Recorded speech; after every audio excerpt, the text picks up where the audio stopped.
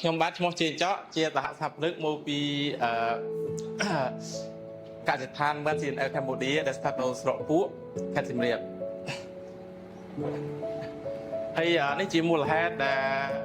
ជំរុញឲ្យខ្ញុំបង្កើតកសិដ្ឋាននេះឡើងគឺដោយសារការចូលចិត្តនិងស្រឡាញ់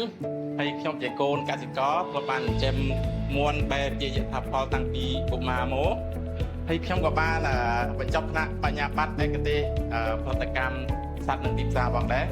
ហើយខ្ញុំក៏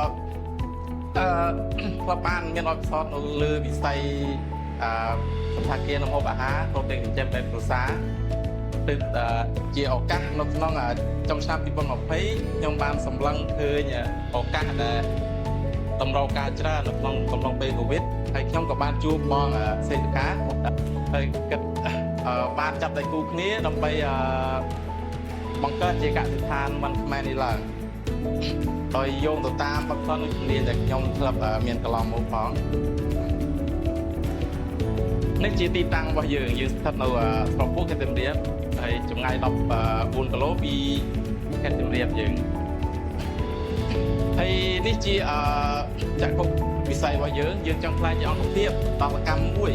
នៅក្នុងអាជីវកម្មកសិឧស្សាហកម្មនៅក្នុងកសិឧស្សាហកម្មបែបសេរីរាង្គនៅកម្ពុជាយើងបាទនេះជាផលិតផលនិងសេវាកម្មរបស់ពួកយើងស៊ុតយើងបែងចែកជាពីរគឺមានស៊ុតសម្រាប់ញ៉ាំនិងស៊ុតសម្រាប់បរិភោគហើយកូនមិនយើងមានកូនមិនសម្រាប់យើងយកទៅចិញ្ចឹមធ្វើពូជជាមិនសាច់ហើយមិនសាច់យើងក៏ចែកជាពីរដែរគឺយើងមានសម្រាប់ជាប្រភេទរស់ហើយនឹងមិនធ្វើហើយបន្ថែមនោះក៏យើងមានដេប៉ូចំណីនិងថ្នាំផងដែរយើងអាចផ្គត់ផ្គង់ទៅបានតាមអតិថិជននិងកសិករផ្សេងៗ